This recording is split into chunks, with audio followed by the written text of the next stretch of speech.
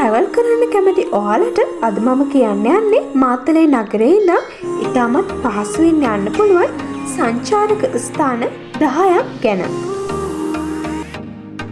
මුත්තුමාරි අම්මාන් කෝවිල මාතලේ නගරයේම පිහිටි මෙය දැනට ආසියාවේ තිබෙන දෙවනියට උසම කෝවිලයි. අලු විහාරය මාතලේ නගරයේ සිට විනාඩි 5-10ක් අතර කාලය තුළදී යන්න පුළුවන්.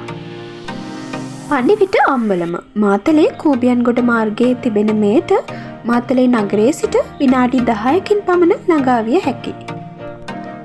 වටකොඩ ඇල්ල මාතලේ වටකොඩ ප්‍රදේශයේ තිබෙන මෙම ඇල්ල නැරඹීම සඳහා මාතලේ නගරයේ සිට විනාඩි 30-40ක් පමණ කාලයක් ගත වෙනවා.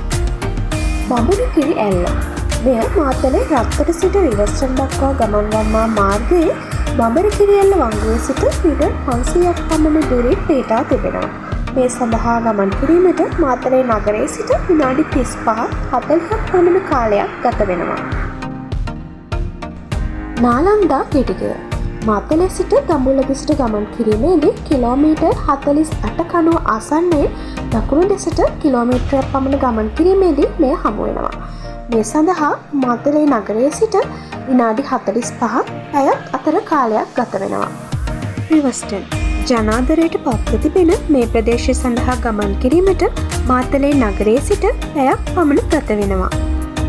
පිටවල පතන රත්තට ඉලුක්කුමර මාර්ගයට යාබදව තිබෙන මේ සඳහා ගමන් කිරීමට මාතලේ නගරයේ සිට පැය 1කමාරක් පමණ ගත වෙනවා. සේර ඇල්ල මාතලේ ලක්ගලාසල පිහිටි පොතටවෙල ගම්මානයේ තිබෙන මේ සඳහා යාමට මාතලේ නගරයේ සිට පැය 1කමාරක පමණ කාලයක් ගත වෙනවා. තෙල් ගමු ඔය නකල්ස් කඳුපන්තියට මායෙන්ම තිබෙන මේ සඳහා යාමට මාතලේ නගරයේ සිට පැයයි විනාඩි 20ක් පමණ ගත වෙනවා. වම්බටු හේන ඇල්ල ඉලුක්කුමුර සිට පොතටවෙල කඹරාව හරහා නාවුලට යන මාර්ගයේදී හමුවන මේ සඳහා යාමට මාතලේ නගරයේ සිට පැය 1කමාරක පමණ කාලයක් ගත වෙනවා.